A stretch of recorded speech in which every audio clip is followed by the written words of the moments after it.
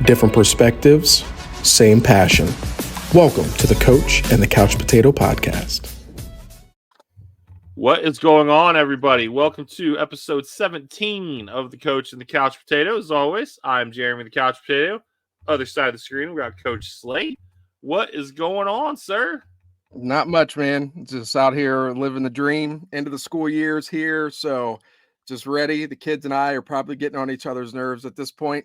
So we are close to the finish line. We got like 20 more meters to get there. So, but the week's been good, man. How about yourself? We are chugging along. I think Jaden's got some freshmanitis. He has finals Monday and Tuesday, but he decided to come home on Friday. Okay. So just bowling a tournament here in town today. And then shout out to the little knucklehead. He got a scholarship from his mom's employer this week. There we go. We're chugging along over here. Yeah, man, that's awesome. Yeah, excuse me. Been a busy week for the Buckeyes in a way. We've talked about the portal a lot, as we've taken on this journey. Spring portal closed on the 30th. We had heard all along, be it Josh Pate or whoever, the spring portal is going to be chaos for everybody. Be prepared. Mass exoduses. It didn't happen anywhere. There were not a ton of there were some good guys that went into the portal. Don't get me wrong. But you didn't see like the superstars that everybody had said you were going to see go. Yeah. Jeremy Birmingham, Bobby Carpenter on the Buckeye front. Those guys put the number around like 6, 7. You and I both thought it could even be higher than that. Yeah. And at the end of the day, it was 6. Yep. That's a win. That is definitely a win for sure. So the guys that we had go, obviously we talked about Dallin Hayden in depth a couple weeks ago, but he has signed to Colorado. Nigel Glover, an Ohio kid, was here for a year, transferred from Northwestern, linebacker. 2 guys from the safety room, which I thought was interesting. But, Jihad Carter, we had high hopes for. I know you love the guy. Yeah. Came here from Syracuse, but just couldn't get healthy. Yeah. Cedric Hawkins is going to UCF, another safety. And that really, I don't want to say it depletes that room because there are some ballers. There are definitely some ballers. Room. And then, Enoch Viamahi, 6th-year lineman. A dude I had massively high hopes for because he's a massive human being. Yeah. But it just never worked. And he got reps in the Cotton Bowl. He did. Man, and they weren't my pretty. man looked awful. So I hope he finds somewhere, to just work on his game. And worst case, get a master's degree. Yeah. See what happens. At the end of the day, football is only a part of your life. Yep. And then Keon Grays just announced he's going to Cal about half an hour ago. Good for him. That one, the cool thing for that is, OSU is a very good academic institution. Yeah. Cal might be better. So shout out to him for not only being a talented football player, but being able to pick these institutions that are going to make him a better person. Yeah, it's a big deal, man. So out of those 6, who would you say is the biggest surprise? I totally get why each of them went into the portal. I really do. I think the biggest surprise for me would still have to be Dallin Hayden. And it's just because the third running back, he was still going to get some run. And he was still going to be a guy that would get close to 100 carries. But I totally understand why he would maybe want to go somewhere and be a feature back. And with the Buffs, I mean, he's got a good opportunity to be their guy. And regardless of what people think about Coach Prime, like if you're one of his guys and he can trust you, you're gonna get a lot of run. And so I think it's going to be a good situation for him. So that was definitely a surprise. I am extremely bummed about Keon Grays and Jihad Carter. Number one, Jihad Carter, when he transferred from Syracuse, he was the number 1 safety in the transfer portal. But if you watched his film, like, he was the real deal. We had just come off having Tanner McAllister, and Tanner McAllister was a pretty good player for us. I thought Jihad was like that next step at that position in the slot and back at safety as well. So I was bummed that he couldn't stay healthy. I remember, last spring we went down to a couple practices when he first got on campus, and he was just fighting nagging things. And Coach Eliano had to pull him aside and just kind of talk to him like, these are things that you're going to have to deal with. Like, it is part of the game. And so I feel for him, but I have a good feeling he's going to end up in a good situation because he still can play. He's still a baller. And Keon Graves, man, like, the last practice I saw him, he was unguardable. And it was just like, like, I wanted him to be able to kind of take that next step and crack, and be that sixth receiver that could be a rotational guy. And so to see him kind of go, like, I totally get it. He's a West Coast kid, I believe. I think he's from Arizona. And so, like, to go out there, to go to Cal, it's going to be a good situation. He could be one of the main dudes out there for Cal. So I get it. But those three, like, I wish we still had, but I totally understand why they're taking off. Yeah, I'm with you. Dallin Hayden, obviously the big surprise to me, but you hit on how it could be a really good situation for him. The other thing that could be a good situation for him is just the number of eyeballs that will be on him now. Yeah. Now the downside, they still have an offensive line. Yeah. I mean, and we've talked about Coach Prime. Not a good week for him though. No, it wasn't. It wasn't. I get it. You are staying true to your persona, but like, don't go hating on kids in public, man. Not a good look. Nope. I used to think that he ended up at Florida State. I don't see it now. Like, yeah, I just, as the dominoes fall, I don't know what his end game is, but Coach Prime's still out here changing kids' lives and being a leader of men. But reel it in a little bit. Yeah, for sure. Along with the bad of losing guys, there's the good that happened. If you'd have told me Ohio State kept all 5 quarterbacks, I would have told you I've got some oceanfront property in Marion, Ohio to sell you. Yeah. And they did. I mean, that is bonkers. Yeah, it is. And they kept the D line intact. Every time a portal window opens, there's the Kenyatta Jackson. Kenyatta. Yeah. I think he wants to be a Buckeye, though. Yeah. Is he playing the game? Maybe a little bit. But you have to. Like, now in this day and age, you have to promote yourself and be your own biggest advocate. Yes, you do. So keeping the QBs, keeping the D-line, that is ultimately the biggest surprise of the portal window to me. Yep. Even way bigger than Dallin Hayden leaving. Any position group that was spared during this window that surprised you? I'm definitely surprised with the quarterbacks. Definitely surprised with the quarterbacks. Being able to keep all 5. This is the thing I will say about the quarterbacks, man. They know who they're working with. They know they're working with Chip Kelly. They know they're working with Coach Day. Coach Day obviously has pumped out some first-round talent at the quarterback position that have found some success, at the next level. So they know they're going to get developed. And so that's one of those situations where you kind of have to weigh, do I leave now and go to a school where I have to start completely over, or do I stay in an NFL type of offensive system, get developed and coached by one of the best quarterback coaches? Well, the head coach is one of the best quarterback coaches, but to get developed by Ryan Day for another year, and then I'm able to, if I do want to leave, now I have that one more year of an experience at an elite level of coaching. And so those are the things that the kids have to weigh out. Like, and they also know this, like, the NIL money is going to be there.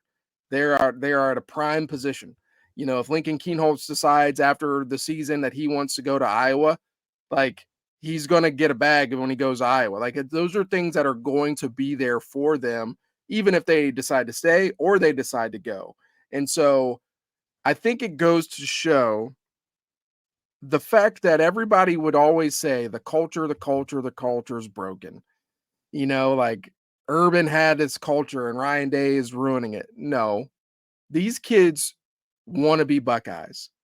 And Ryan Day has made that extremely clear when it comes to his recruiting of guys. Like, I want guys who want to be here.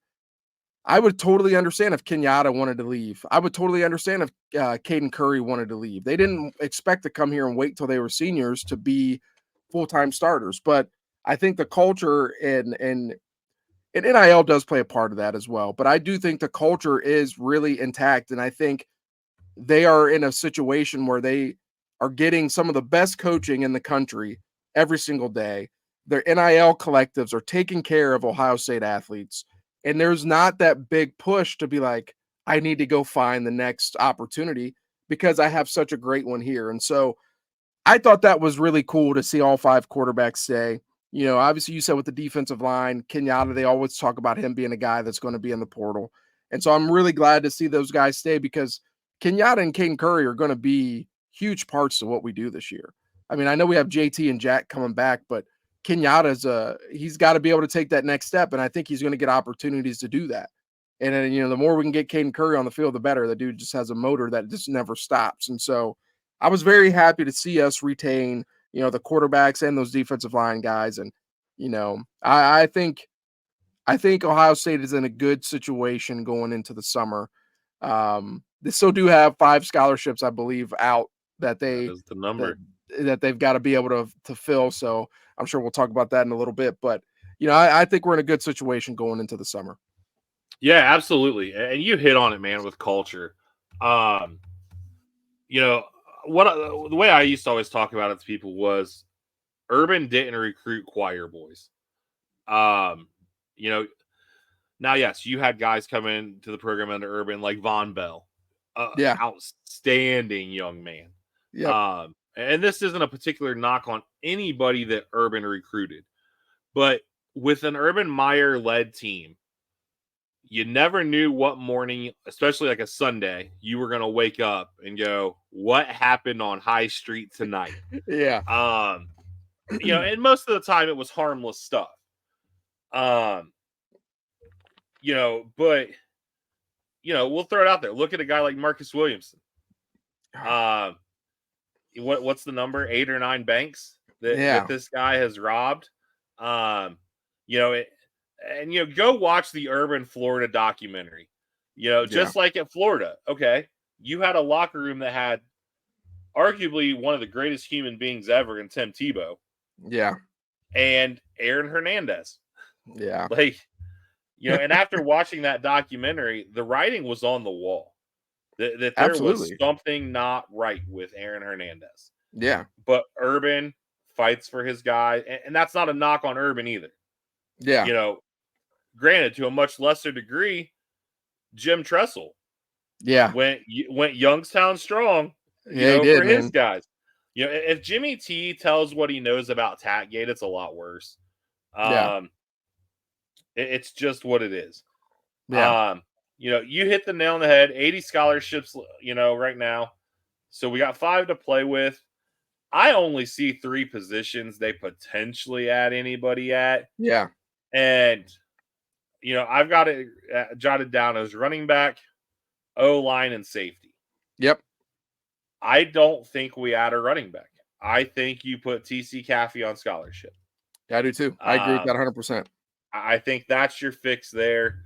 Now you've got 5 scholarship running backs, and you're good to roll. Yep. O-line, I don't think there's anybody out there that says, oh, my God, you have to take me. No. So why rock the boat? I think what you're working with, you're set with. Now, they've been in contact with 3 safeties that we know of. Yeah. Jacoby Matthews from Texas A&M, Jaden Mangum from Michigan State, and Cameron Broussard from Sacramento State's on campus now. Yeah. And, everybody's like, well, you have Caleb Downs. Is Lathan Ransom still hurt? Is Malik Hartford hurt? It's depth, man. There's no depth after those top 3 guys. No. we're both Jaden Bonsu fans, but my man hasn't played in a game. Yeah. So I think you could potentially try to add 2 of those guys, Yeah. So we'll see. I mean, is there anywhere you see additions coming? I think, one of the areas that I was really kind of, I don't want to say worried about, because I think the top of the depth chart is very strong there, but safety does concern me because of the injury history of Lathan Ransom. I think Lathan Ransom is one of the best safeties in the entire country.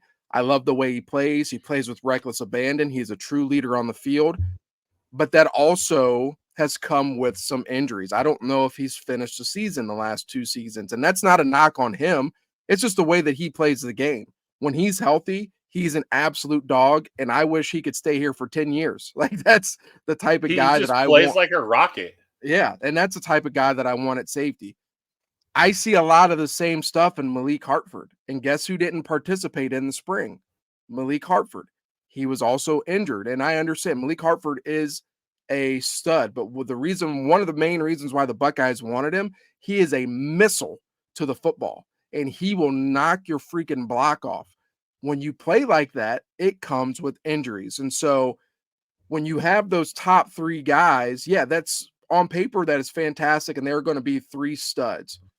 But then when you're getting into the possibility of Jaden Bonsu being asked to step up, he's had a great spring. He's not been a key contributor out on the field on Saturdays, though.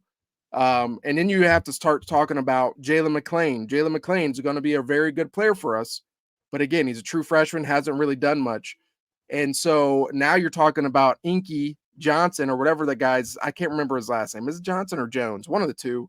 The walk-on guy, Jones, I think. Yeah, the real big guy at safety, who's a stud. He's a third-year guy on campus. He balled out this spring. Yes, will he add depth? Absolutely.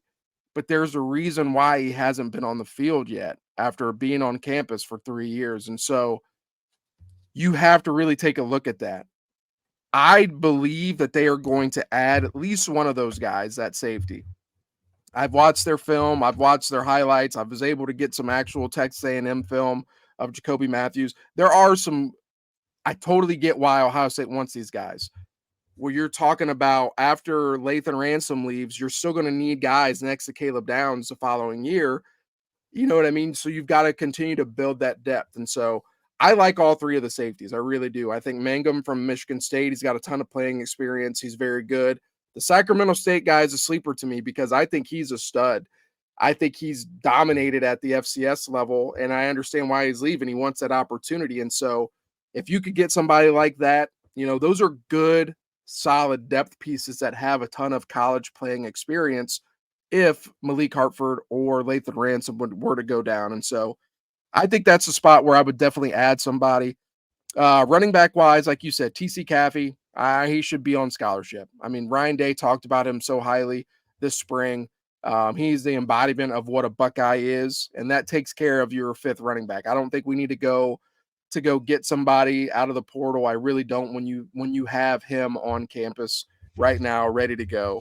And so those are the spots, that I think are possibilities. Offensive linemen, like, roll with what we got, man. Roll with what we got. I get, like, there was that kid from UCLA who entered the portal. He's got connections to Chip, and PFF gave him some terrible grades and all those things. I get that. If the Buckeyes were to take somebody like that, I would totally get it. He's got a connection. You want to create more competition. I understand. But I think with the guys you have on the roster right now, you've got some really good young talent. Start to cultivate that. You know what I mean? Between Luke and between, Ian Moore, Josh Padilla, George Fitzpatrick, Zen Mikulski, start developing those guys and really pouring into them and, let them figure it out. Because I think the talent at the offensive line position is there. We just got to find the right pieces to the puzzle. That's it. That's on the roster. So that's kind of where I'm at with the transfer portal, man. The safety spot is where I was definitely the most concerned. I think we need to add somebody for sure. Yeah, I agree 100%. And if, God forbid Lathan Ransom gets hurt again. Yeah. depending on how much weight he puts on between now and the season, you still have Sonny Styles on this roster. Yeah. So there's an outside chance you could potentially ship him back. Then you get him and CJ Hicks on the field at the same time. Yeah. That's freaky, man. It's pretty freaky. But we'll see. So as that goes, we kind of know the makeup of the roster now. Mm-hmm. We talked about wanting to shotgun a 2 deep. This was a little bit harder than I thought it would be. It's a lot harder. Especially because all the quarterbacks stayed. Yeah. Before we dive into this, though, we talked about the quarterback room. That room doesn't get any easier next year. No. You're going to have he's not been moved yet, but you are going to have the number one player in the country coming into that room. And I saw somebody call him CJ Fields earlier today. And I'm like, I like it. Yeah. Tavion St. Clair. And again, not a knock on anybody. OSU hung their hat to him early and said, this is our guy for 25. And it's starting to look like, at least for Ryan Day's system, they might have got it right. Yep. There are places St. Clair would go and would not be the right fit. Kind of like when Terrell Pryor came to Ohio State. Yeah. Still probably, I don't know what's a bigger what if in Ohio State lore, and we might have to dive into this on its own sometime. Terrell Pryor under Urban Meyer. Yeah. Or 3 years of Maurice Claret. Oh. Yeah. Ooh. So keep that one in the back of your head. We're going to revisit that one. That's a great question. So my quarterback 2 deep looks way different than I thought it would have a month ago. Yeah. A month ago, I had Will Howard starting and Julian Sayin as the backup. Yeah. I now have it as Will Howard starting with Devin Brown as the backup. Yep. DB and Lincoln both. I got to give these guys all the props in the world, man. These two dudes have been shredded up and down by this fan base. And both of them essentially went stone cold Steve Austin, flipped us the bird, and said, what? We ain't going nowhere. We're right here. We're here to get better, and we're not leaving. So props to those two, and that's how I've got the quarterback. Yeah. Yeah, that's the same thing I have with the quarterback. I think with Howard, I think he's going to be the clear-cut starter. I know there's a real competition now, but they brought him in for a reason. I think in the fall, when they really start working on some quarterback run game, I think he's going to end up separating himself a little bit. I've got DB as the second guy with Julian Sayin as the third. I think we could see that flip depending on how Sayin's development continues over the summer. And that's not saying that they don't believe that DB can't be that guy. I think most of us, you and I would actually root for DB to be the guy, because he's just tough and he's got that dog mentality. But I just think with the way Coach Day wants to do things, I think Sayin is the prototype of a quarterback that he wants to run this offense, other than the fact that he's a little smaller. So that's the way I see the quarterback room shaking out. I do like having DB as a backup, but I could see a situation where by the end of the season that Sayin jumps him on the 2 deep. 100%. Probably the easiest one in the entire locker room, because it's not a 2 deep, it's a 1A, 1B deep. Yeah. There's no doubt Travion Henderson, Quinshon Judkins are going to see the bulk of the carries. And part of me really thinks that you're going to see TC Caffey be the guy behind them. Really, and then that, Sam Williams-Dixon, James Peoples, both looked great in the spring, and they're going to get burned. Yes, they are. But, I guess it ultimately boils down to, and I think now that Benedict Alford is gone, you're not going to see the stupid red shirt game that they played with Dallin Hayden, because you can't. And I think that's part of what burnt them. Maybe Alfred leaving is why he left. I don't know. Yeah. I wouldn't, hook my horse to that cart. But, do you burn both of those red shirts this year? Now, granted, you're bringing 2 in next year at least. Yeah. You know who's not bringing in a running back yet? Michigan. Oh. We can talk about that at the end. Oh, man. So that's the way I see the running back room shaking out. But it gets a little hairy after 1 and 2. Yeah, I'm right there with you. I think I've obviously 1A, 1B with Trey and Quinshon. I think TC is going to be the third guy in the rotation. I really do, man. I think he provides something that's different than both Trey and Quinshon have. I think Quinshon is a physical type of running back that's going to lower his shoulder and get you 4 yards every time he touches the ball.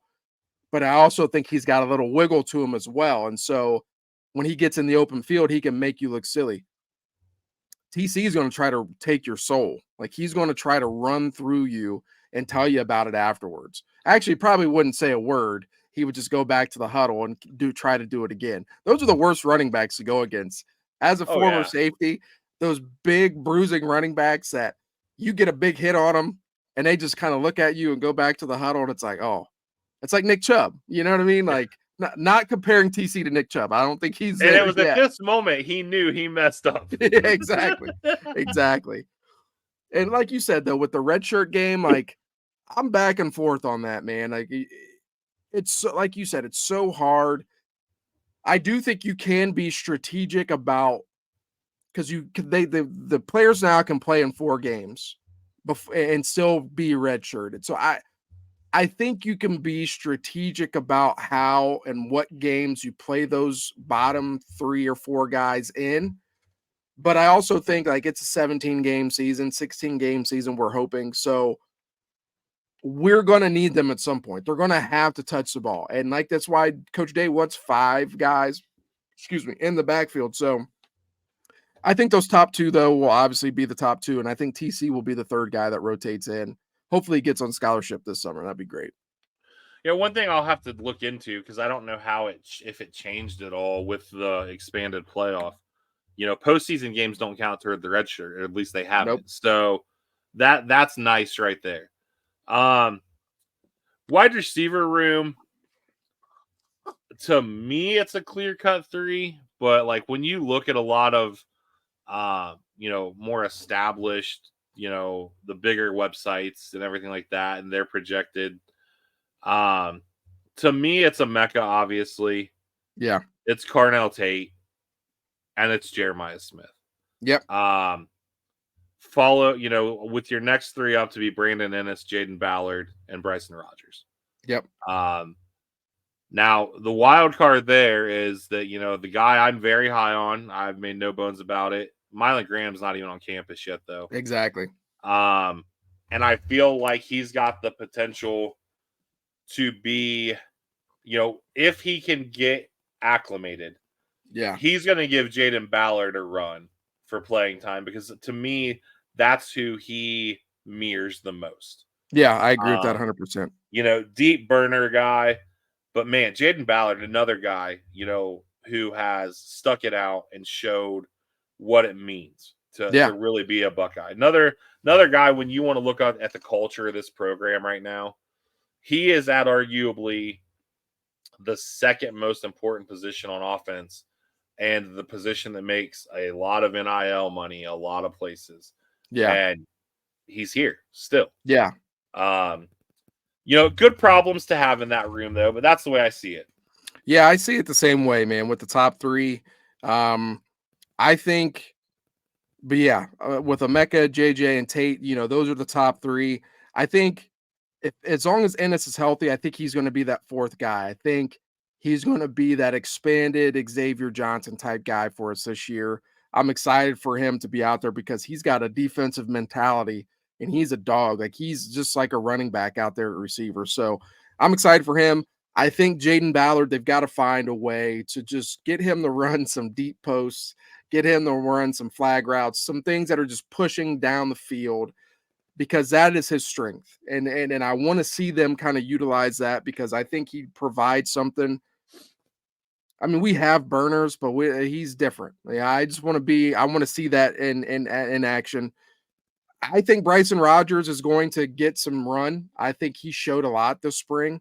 And Kojo, we'll see what happens with him. But those top 4 guys for me, Ennis would be the 4th guy. Jaden Ballard would be the 5th. Like you said with Mylan Graham, like it'll be interesting to see if he's acclimated or not. And I know they like those 2 walk-on guys as well. I know they like Schramm and I know they like Adolph.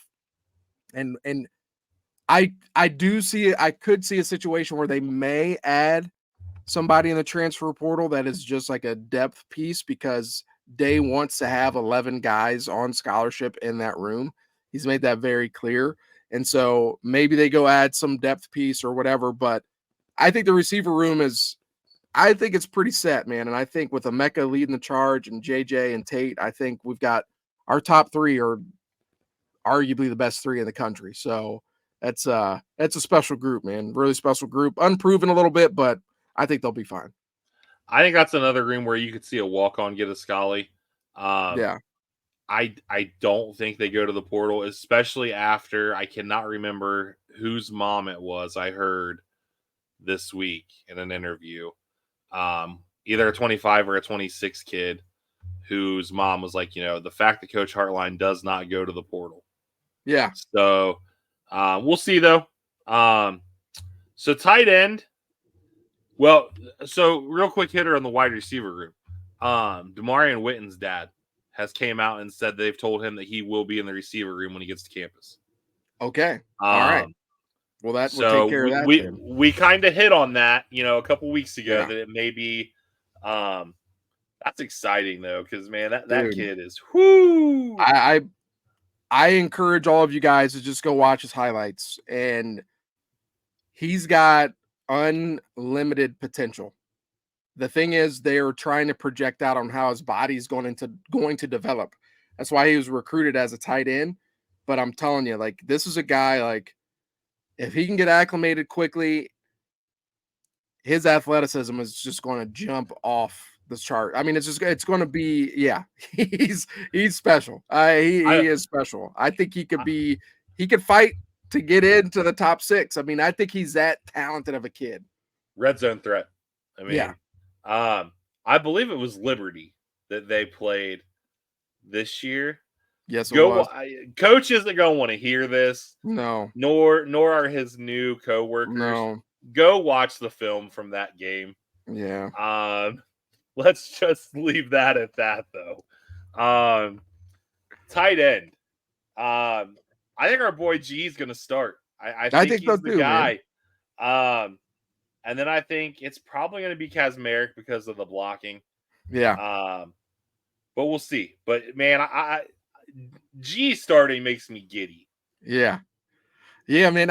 I'm excited. I've got it the same way with G and then Kazmarek. And I've got Jelani as a 3rd guy. I think Jelani provides something that we are going to want in the red zone. The more height, the more freaky athleticism you can get on the field when you get inside the 25-yard line. I think, you got to get him out there in some form or fashion. But with G and Kazmarek, I think our top 2 are pretty good. I think Kazmarek has just had to get adjusted a little bit, coming from Ohio. But there's a reason why, Coach Key wanted to go get this guy. And I think his blocking ability is something that we need. And it's going to be a little bit of a throwback to Hireman and Luke Farrell and those type of guys. And so I think once he gets settled, I think he's going to be a guy that's out there. And I hope G. Scott has like 500 plus yards receiving and just balls out this year, because definition of a Buckeye, man. Definition of a Buckeye. Yeah, for sure. So finishing up the offense, O-line. 4 of the 5 spots, pretty much givens. Josh Simmons, starting on the left side. Donovan Jackson, Seth McLaughlin. Yeah. I have Josh Fryer at right tackle. Okay.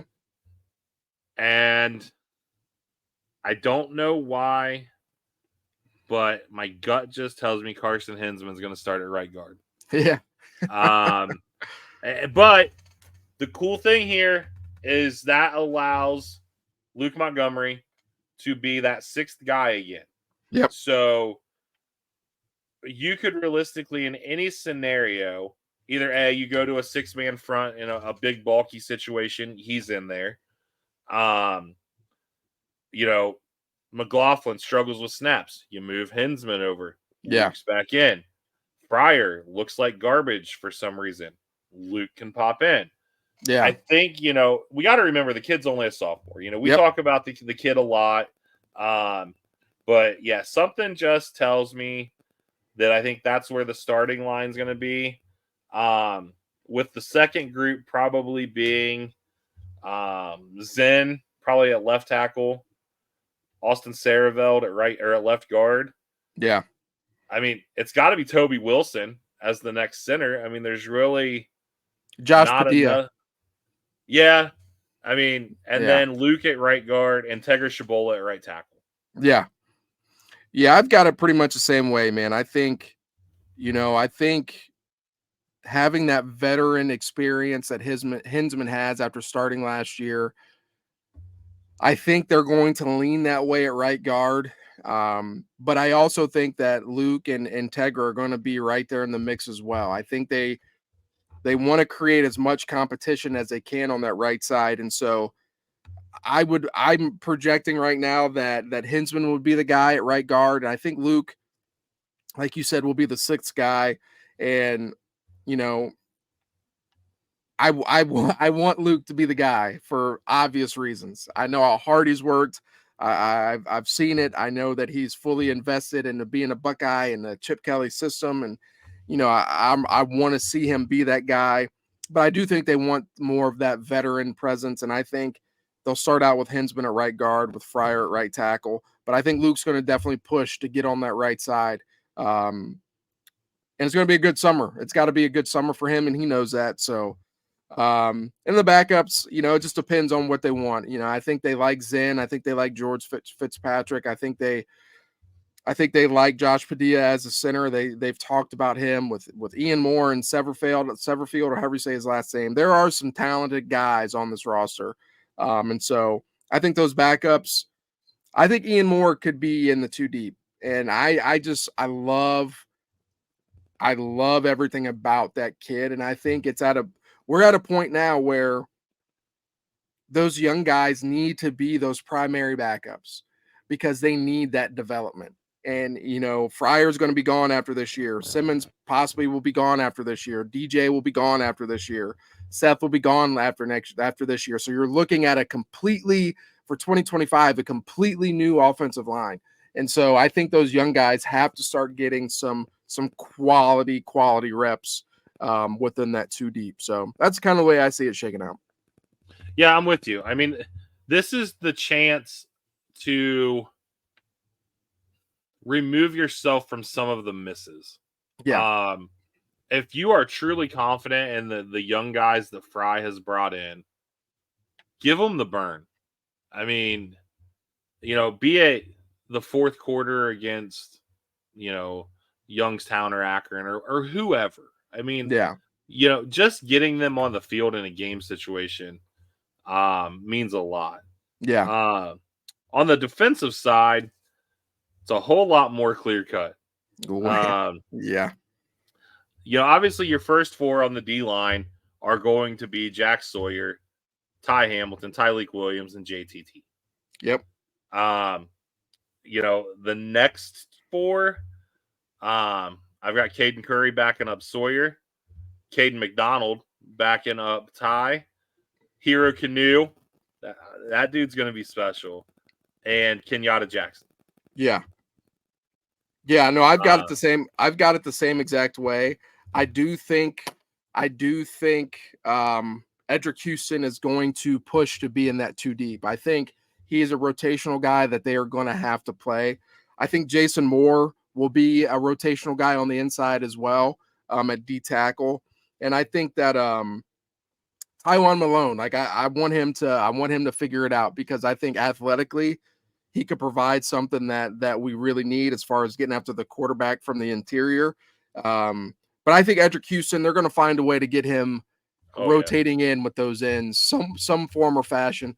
The one thing I will say this year that we are going to see a lot more personnel packaging going on with our defensive line. I think we are at a place right now where they feel really good with the guys who we have returning, that, the Kenyattas, the Cadens, the McDonald's, the Canoes, Edric Houstons, like, we've got to find a way to incorporate them into some of the things that we do, because they all have strengths that are pretty elite. I think Hero Canoe is he's going to just plug up A gaps all day long, and he's not going to be able to be moved. Same thing with Caden McDonald. But somebody like Edric Houston, he's an elite pass rusher as a freshman, as a true freshman. You got to find a way to get that on the field. These are the type of guys, you get them from the South, you get them from SEC country. Like, most don't want to sit. Most want to find a way to get on the field. And I think that's a guy that you've got to figure out a way in a pass rush situation to utilize his strengths and to get him out there. So I see it the same way, just with Edric Houston I think he will be 2A or B or whatever you want to call it, where he's in that rotation somewhere. Yeah, I think you're going to see a true rushman package. I think you're going to see a Jack Sawyer, Kenyatta Jackson, Houston, JTT package. I think you're going to see like you may even see a beefy package with 3D tackles on the field. Yeah. Be it, a Ty Leak, and then they're like a Caden Curry down in the middle who, yes, he's more of an outside guy, but he can play that middle, or Ty Leak and Hero. So that it's going to be fun to watch Knowles be able to Knowles. Yeah. I mean, that's ultimately, I think we finally have the pieces that, Jim Knowles is sitting there this morning smoking his cigar, drinking his coffee, and thinking about what kind of havoc can I wreak on somebody today. Yeah. The backer spots, I think you're going to see a lot more rotation than normal. Yeah. I think, if you have to pick two starters, which you do, Cody Simon obviously is going to start. Yep. And at this point, I think CJ Hicks starts. Yeah. With Sonny technically being CJ's backup, and I think Gabe Powers backs up Cody Simon.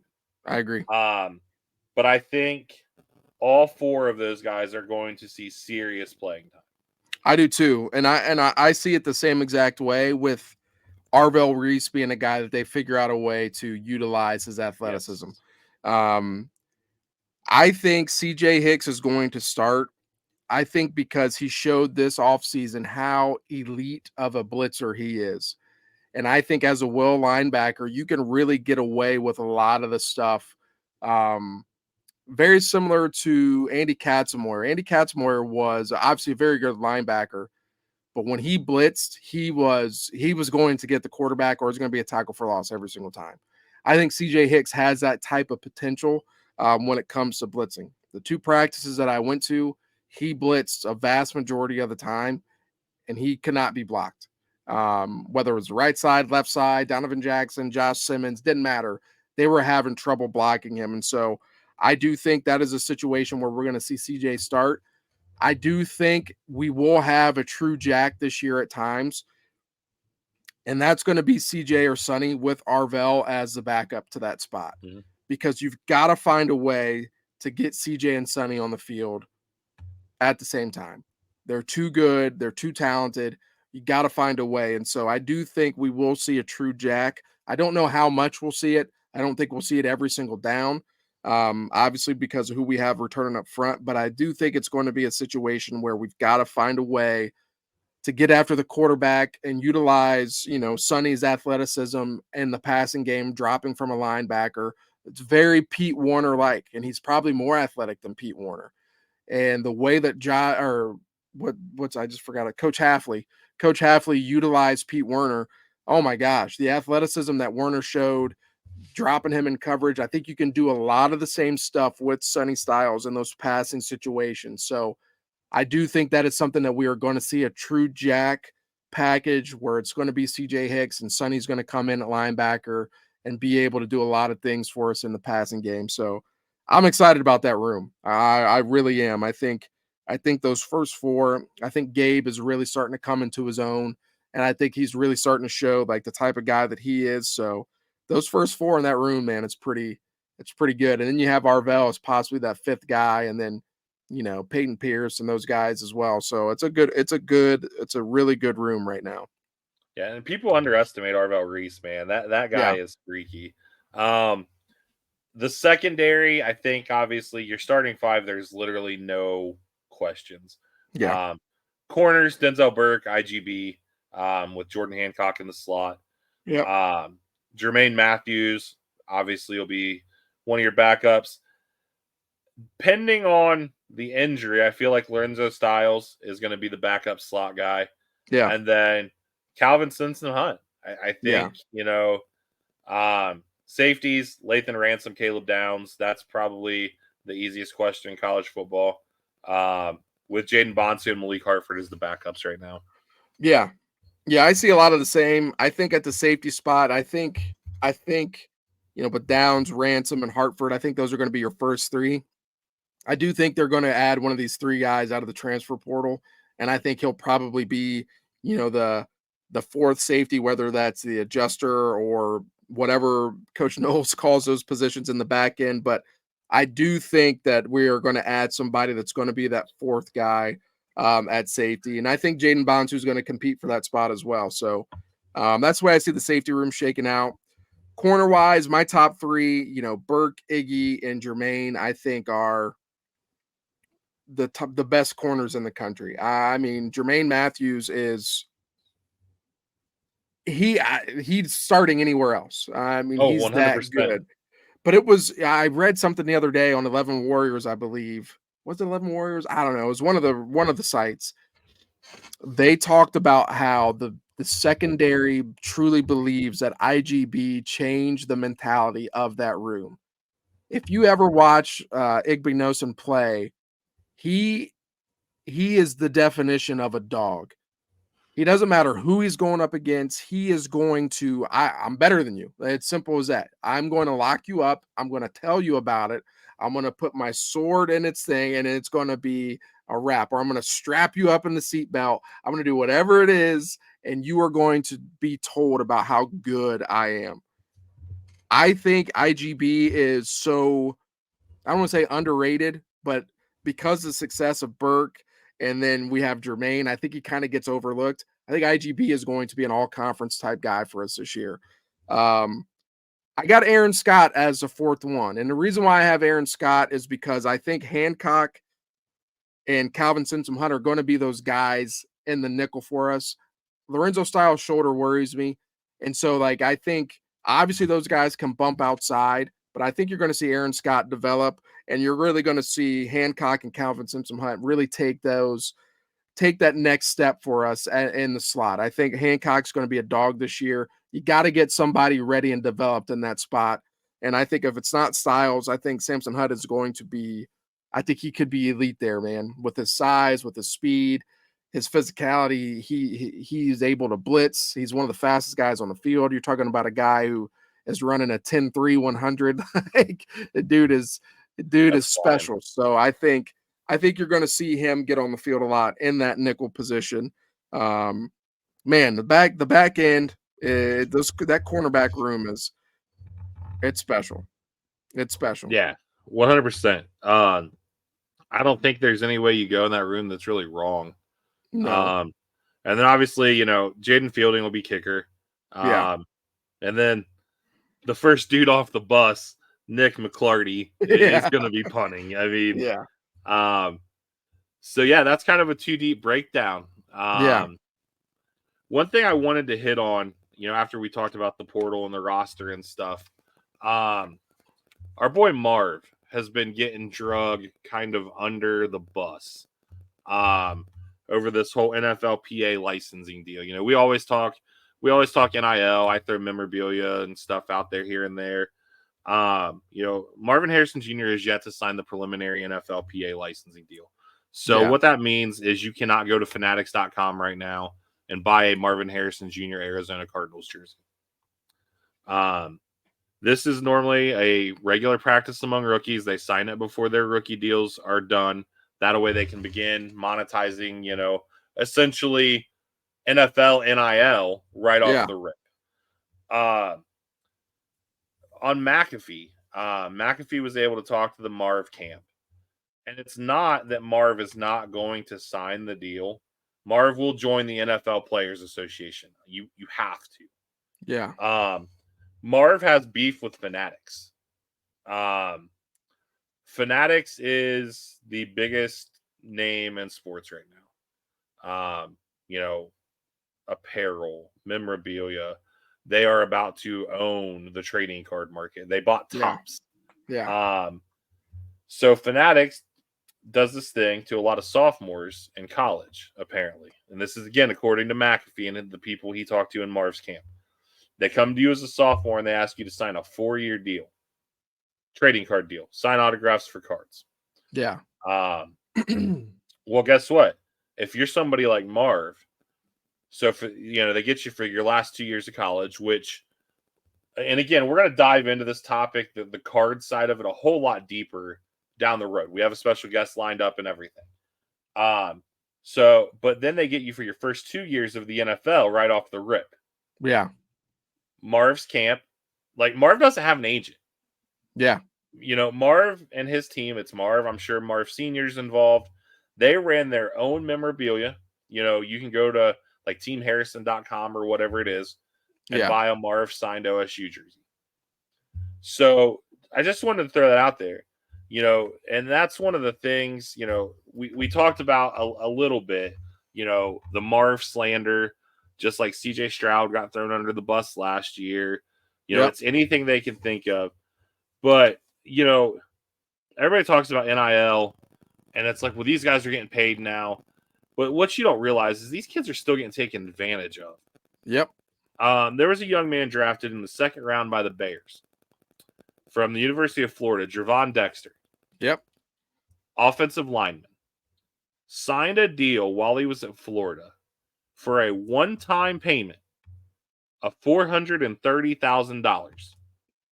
He signed away 15% of his pre-tax earnings for the next 25 years. What? Who the hell is advising that kid? What? Yeah. Now, granted, that's insane. There is a legislator in Florida who is saying it's against the law. But as it sits, my man signed the deal. So every time you hear us on here talking about how these kids need to surround themselves with people who look out for them, that's why, there. So I just wanted to get on my soapbox for a minute and go over that stuff, because I don't think a lot of people realize how bad these kids get screwed. Yeah.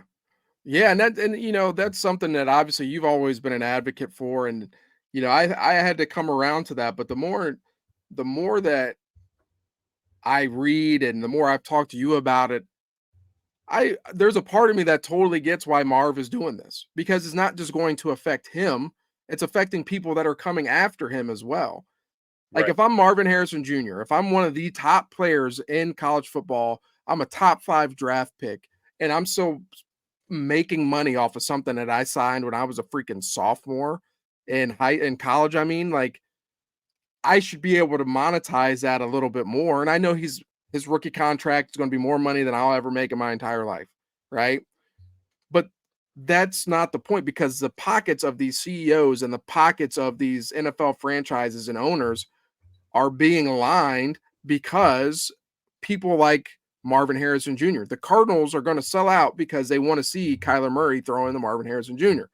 Like, that's just the way that this world is. And so I don't blame people for wanting to make as much money as they can. Like, I will never fault anybody for that. And so it's you've got to have the right people around you, though, and you've got to. And luckily, Marv has had a dad who's done it, and his dad may have gotten taken advantage of at times, and so he's seen both sides of it, where I've been taken care of and where I could have earned more. So he's going to make sure his baby boy is going to be taken care of. And so, listen, this isn't just going to affect Marv; it's going to affect people that come after him as well. So, Marv, do what you got to do, man. We're still going to root for you. We're not going to let anybody drag you through the mud. So just a quick example. So this Quinshawn Judkins card, signed a sticker. Okay, no big deal. Well, the way that those Fanatics deals work, he's getting paid the same amount of money for the sticker that's on that card as he would the first 2 years of his NFL deal. Yet they're going to sell the product once he's in the NFL. The NFL product sells for more than that product. Yep.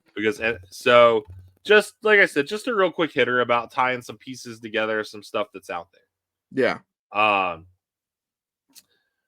And then, it's frustrating. Yeah. But, what's not frustrating, well, unless you're a Lakers fan or a Cavs fan from the other night, is the NBA playoff time.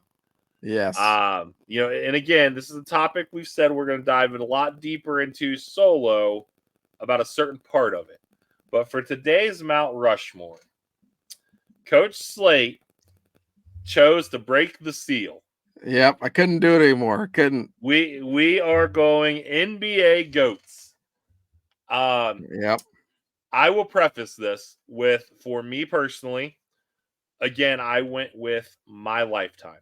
Yeah. So I'm sorry, Wilt. I'm sorry, Kareem, Bill Russell, Oscar Robertson. Yeah, I mean, there are so many guys that could be in this discussion. Yeah. But I didn't get to watch you. Yeah. My TV, had cable. Yeah. Larry Bird. Well, now wait a minute. Larry was our lifetime because there's a guy on the list that played against Larry. Yeah, that is true. There is true. I did have the Jordan versus Bird game, which was fantastic. And then, I mean, that was the old school Nintendo. Yeah. So not putting them in order because this is going to be a summer episode. We're going there. Yeah. So I'm not going to put LeBron or Michael out there first because I'm not tipping my hand. Yeah. My 4 in no order. Kobe Bean Bryant. Man, this dude was a killer. He was, man. That the Redeem Team documentary. Yeah. One of the best ones ever, man. Yeah. I won't throw the quote out there that he threw out there about Pau when they played Spain, but you want to see a dude that did not care who he was playing. It was Kobe Bryant. Yep. Number 2, Shaq. I've never seen a dude dunk on a whole team like he did. I mean, he changed the way that the 5 was guarded. Yeah, for such a long time. Yeah. And now we're back to a spot in the game where the 5 isn't as prevalent. That's going to be as evidenced by like Zach Edey, who I don't think will play in the NBA. Yeah. But Shaq was a trendsetter. He came in, he said, I'm bigger than you, I'm stronger than you. I will run through you, and you're not going to stop me until you make me shoot a free throw. And he gave us Kazam and Shaq Fu. So dude, yes. Fu Schnickens. I mean, if you weren't listening to Shaq Fu on a cassette tape on your Walkman, don't talk to me. And then obviously LBJ and MJ.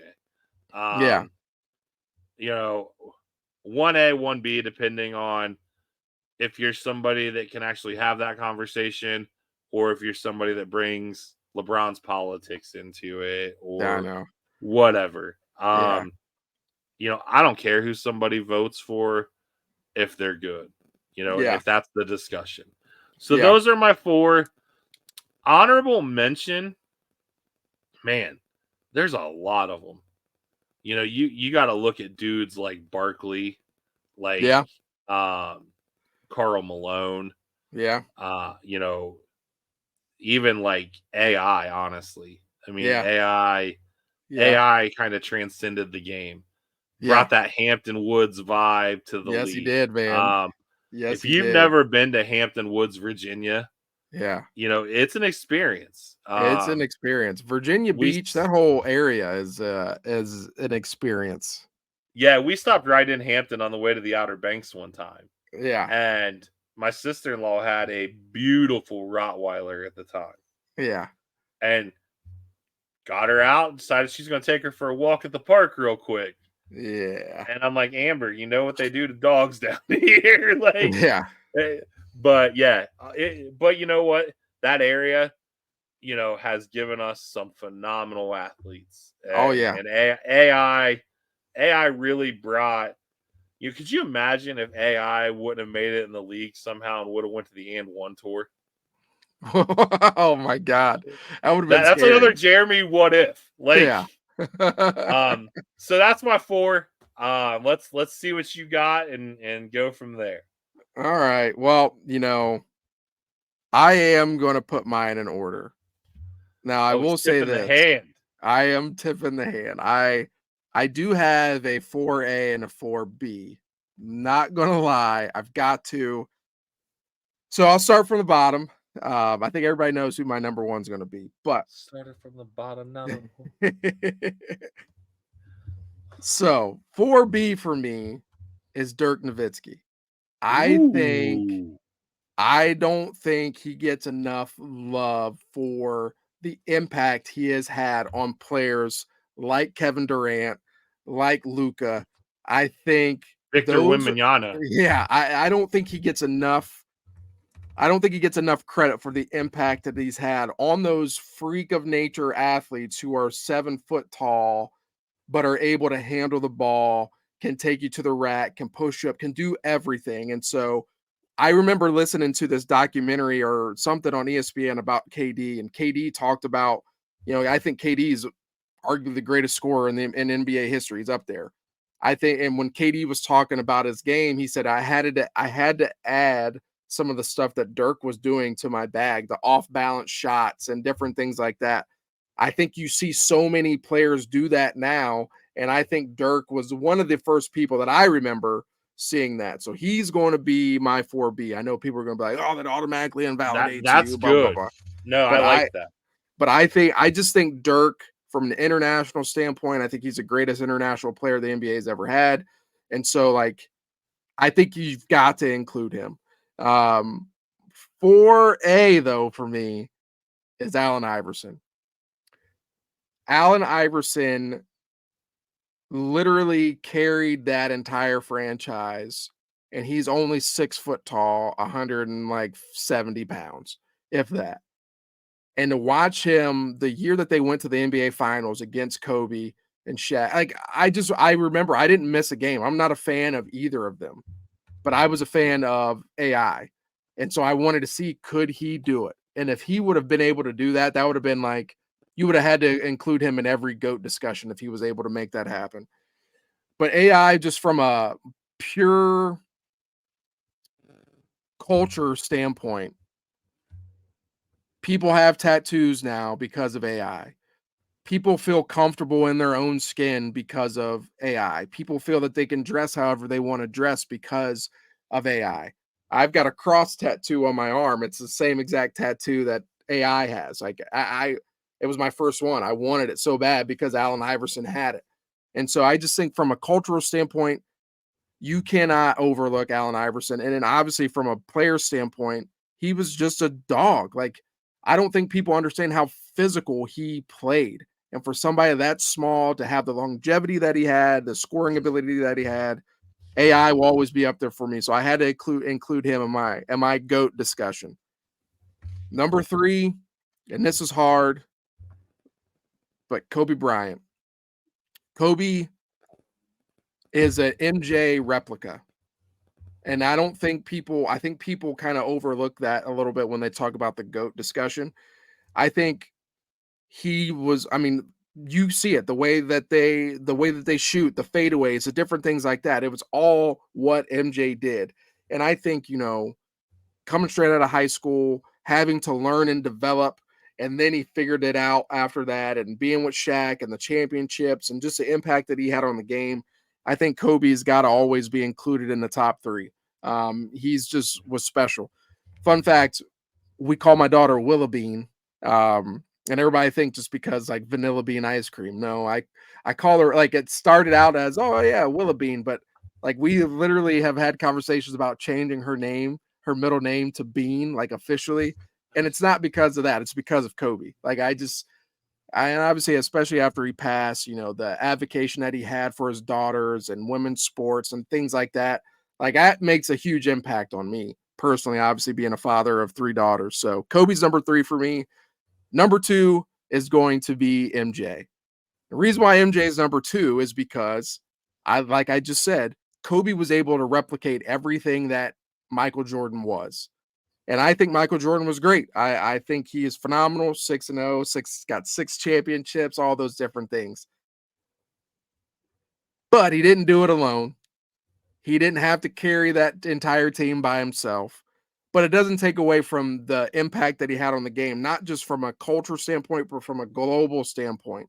The dude was must-see TV every time we watch. I got a 24 karat gold card of him and Scottie Pippen that my Auntie Ruth bought me the year they won the championship. I think it was 96.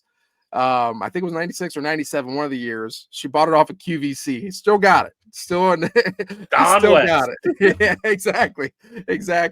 I still got it. It's one of my favorite things. Obviously, Michael Jordan is one of the GOATs that will never be in discussion. He was special. I can't argue that. But what I can argue is that we will never see another LeBron James. We will never see somebody at this level for this long, for this physicality, for this span of dominance. That will never happen again. It will never happen again. We have not seen a player like him, and we won't see another player like him after he's gone. So that's why LeBron will always be number 1. Did he lose 6 times in the finals? Yes. All right. But if you go look at LeBron in the year that we got beat by the Spurs, you mean to tell me Michael Jordan's taking that team to the finals? You mean to tell me Kobe's taking that team to the finals? Come on. Let's be real about this, guys. When he left, they won like 16 games the following year. When Michael Jordan left, they still won 56 games because they had Scottie Pippen, who was a top 50 player of all time, because they had Dennis Rodman, they had Tony Kukoc, they had other really good players. I think LeBron, and some of it is his doing, he's gotten a bad rep for a lot of things. The decision was the dumbest thing I've ever seen in my entire life, right? But I also have never seen a person have to deal with as much pressure and as much hate as this guy's dealt with since he was a freshman in high school. He was on Slam magazine, and from that day, it was a wrap for him. If he didn't win a state championship, everybody would say he was overrated. If he didn't, take his team to the playoffs at his first year, everybody said he's not living up to the hype. Like, the dude averaged 20 points a game his rookie year, and people were saying, like, we don't know about him yet. You know what I mean? Like, there will never be somebody that has that type of pressure, and he's had to deal with it for 21 seasons. Nobody will ever do it. And because of that, that trumps everything to me, and that will always make him the GOAT. Do I think he's as skilled as Michael Jordan or Kobe? No, I don't. Do I think he has the scoring ability that Michael had? No, I don't. But I do think he affects the game in so many ways that you just cannot ever overlook that. So because of that, LeBron will always be my GOAT, and he's a diehard Buckeye fan. And so the Buckeye fan in me, I've got to always have him up there. So those would be my 4 or 5-ish for me on my GOATs. I'm sorry, KD. I'm sorry, Shaq. All those guys. Charles Barkley. I loved watching you guys play. Charles Barkley reminded me of myself when I played because they called him the round mound of rebound. I was a short, pudgy kid having to play defense and grab boards when I was playing basketball, so I respect him for that. But those would be the guys that I would include. I know it's controversial, but LeBron is the GOAT. Yeah, I mean, it is such a touchy subject, and yeah, we will dive into that, this summer, Yeah. and really hammer into it, because I have a very unique perspective on it, I feel like, versus a lot of people. Yeah. So I'm pretty excited to dive into that. Yeah, man. It's funny that we did NBA GOATs, because my shout out for the week, the WNBA. Heck yeah, Man, preseason game 1. I know. And we've got Caitlin Clark out here putting my girl JC Sheldon on the ground. I know. Dang it. But the highlight of the weekend, Cameron Brink. She's a dog, man. She's out here sending people packing, like Coach Slate and Coach Chatter draining threes against them. If this is what we have to look forward to in the WNBA this year, that whole contract discussion is going to be null and void quicker than ever. Yeah. Because, next year you add Paige, and, we thought Caitlin Clark was the face of college basketball this year. Yeah. Paige is more loved than Caitlin Clark. Yeah. And then after that, you're going to have Juju coming as well. So, like, you've got Juju, it's just crazy, man. So yeah, that's my shout out for the week. Yeah, that's awesome, man. That's good. My shout out this week is going to go to my guy, Nate Regal. Nate Regal's a linebacker for us at Findlay High School. We called him Captain Nate. He was like Captain America. Got the long flowing hair, just a really like awesome kid, hockey player. One of the hardest workers I've ever known. He gets it done in the classroom. He wants to go into pre-med. And he had opportunities to go play college football, had some scholarship offers to some D2 schools, but he knew like he wanted to go to a big school. And he was like, you know what, I'm going to bet on myself, and I'm going to hope this preferred walk-on thing will work out at a UC or Toledo or somewhere that was, it was a good school that he could go into pre-med. And he reached out to a few schools. We reached out to a few schools, and Coach Murphy, Coach Hinton, they came through, man. They hit him up, told him, we want you here as a preferred walk-on at Ohio State. And he was smiling like ear to ear. Like, he came to my classroom when it was official, and he said, Coach, I'm not doing anything today. He's like, I am going to be a Buckeye. Yeah. He's like, I'm going to be a Buckeye. And I'm like, dude, yes, you are, man. And so shout out to him, got a preferred walk-on opportunity at Ohio State. He committed, made it official. And he's so excited, man. He's so excited. He understands like it's going to be a grind for him to be able to get on the field, but the fact that he's going to be able to be a Buckeye, the fact that he's going to be able to graduate from the Ohio State University, it's just like, dude, I'm so pumped for him, man. It's a great situation for him. And I know he worked for it, and that's what he wanted. That was a school he wanted to be at, and it worked out for him. So shout out to you, man. I'm happy for you. I'm glad we're going to have, 2 Buckeyes down there now with Luke and Nate. And it's going to be it's a fun time to be a Findlay Trojan. I'll say that. Love those stories, man. Love those stories. Yeah. Well, cool deal. So with that, I'm good. You got anything else? No, I'm good, man. All right, man. We will see you guys next week. See ya.